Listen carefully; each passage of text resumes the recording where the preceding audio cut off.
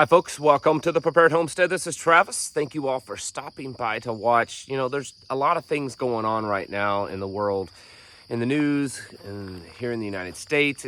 It seems to be overwhelming, and we go through these periods of times. You all know that. We've talked about that several times here on this channel, where there seems to be kind of slow periods in the news. Slow periods of, it doesn't seem like a whole lot's going on, there are things going on, just not a lot. And then there's other times where it just seems very overwhelming, not just in the fact that there's a number of things happening at once, but the significance of the things that are happening are pretty high. We also at times, and we're kind of experiencing one of them now, I think, that we see things happen that it doesn't mean that they're not important. It just seems that the news hyper focuses on some of these things and not others. And you kind of start to wonder, are we being distracted from something? Is there something else going on? Why are we focusing so hard on this when there's other things in the news that are vastly more important, it seems? Why are we focusing on one thing and not the other?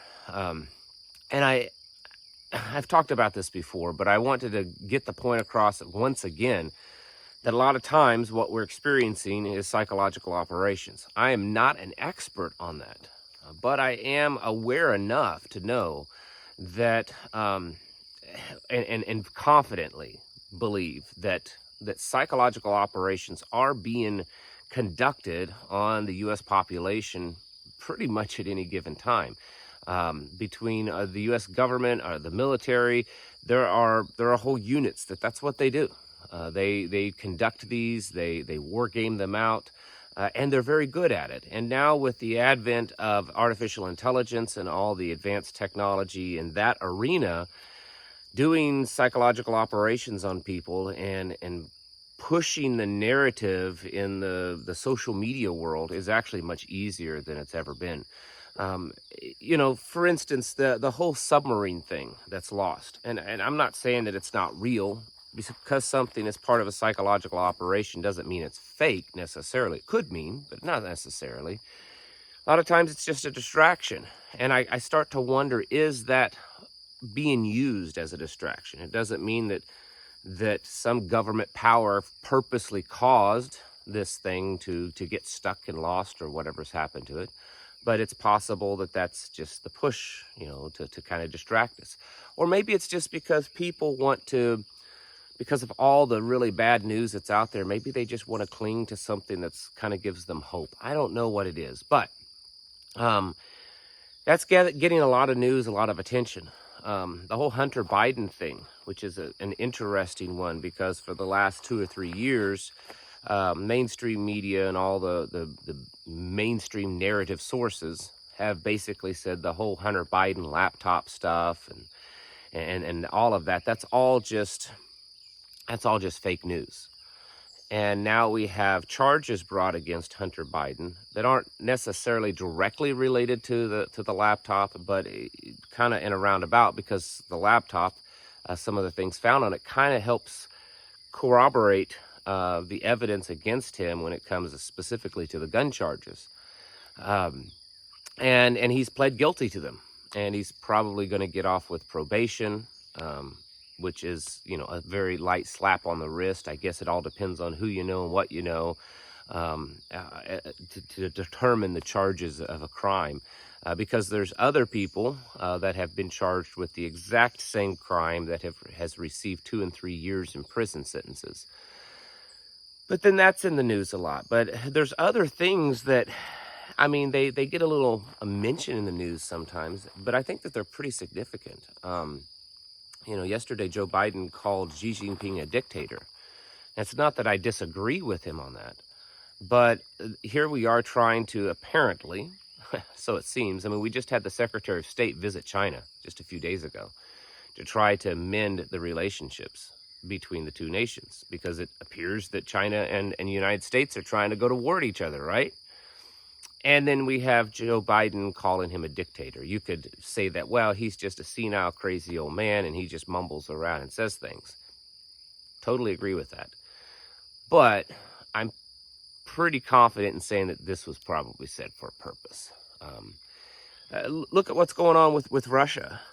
Just in the last couple of days, we've had the United States basically give their blessings to Ukraine to invade Crimea and take Crimea back. Then we had Russia counter and say, listen, if any bombs start dropping on Crimea, we're going to immediately, consider the United States and the United Kingdom involved in this. Like you're now a party to the problem. And then on the other hand, around the same time, we have Biden making some kind of statement that, there's an actual real chance that Russia could use a nuclear weapon, which has also changed in for the last year or so. We've heard that, oh no, it's a pretty low chance. Like, we're not really concerned about nuclear weapons. That's just Russia saber rattling, and now we have confirmation from the president that there's a belief that Russia could use nuclear weapons. And then we have all this cyber stuff going on. There are cyber attacks. I mean, there are cyber attacks that go on every day. Every day there's cyber attacks, but there's been a dramatic increase in cyber attacks over the last week or so, really the last couple of weeks. There's places all over the world, businesses and companies that have, been seized under ransomware attacks. There's investment firms in Europe that's been hacked and completely shut down. This one Russian hacker group, one of the biggest ones, says that they're going to shut down the entire banking system. They're going to shut it down. And so there's some very significant things going on. And then there's other things that are probably less significant, and they're getting a lot of the airplay. And maybe it's just the way that the modern mind works, that they congregate and they're drawn to the things that are less significant, and the other stuff they're not. Maybe it's just the news media focusing on the things that they want you to focus on and not on the others. Or maybe it's something much deeper and more nefarious, where it's not just, a few people at the news station that's making the determination, but maybe there's something bigger behind it, like a government operation that's trying to manipulate everything. And I don't think that there's probably anyone watching this video that would disagree with that. Maybe there are, but I think most people would agree that, there's these grand psychological operations that are going on. And a lot of people, when they think of a psychological operation, they think of, World War II, where they're dropping leaflets from the sky. It's much, much more advanced than that now. The artificial intelligence and the algorithms on social media and the internet are so capable, even beyond my understanding, of manipulating what you see, what you hear, what you do, and in the end, how you think. I mean, look at Amazon, for instance. Its predictive algorithm on buying things, it learns your buying habits and what you want and what you are interested in so well that it can very successfully, with a very high rate of success, predict and show you products that in your mind you didn't think about wanting, but when you see that product, you're like, you know what, I do need that. That's something that this and this has happened in my life, and that would have been very helpful. I need that. And it's because of this advanced understanding of how human habits work, and these algorithms, these AI programs, they take advantage of that. That same type of technology, but really on a much more advanced stage, is what's the government is using to try to manipulate how you think, how you perceive things. Things I don't know for certain that this is part of it, but let's just use it as an example. You see these neo-Nazi white supremacist groups walking around that everyone says, these are feds, these are feds, these are feds. Maybe they are, maybe they aren't.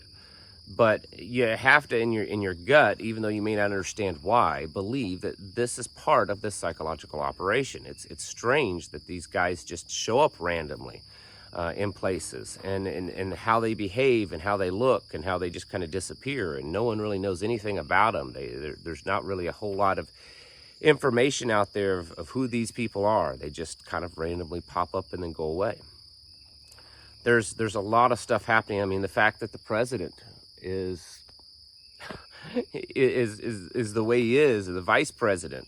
I think that's all part of it. I think it's purposely, whether it's an act or they were just chosen because of their imbecilic nature. I think that's part of it, for the American people to be conditioned and used to the fact that, you know, we have a president and a vice president that, you know, can't talk their way out of a third grade class. And we accept that, and we accept the shame that it's brought on this nation.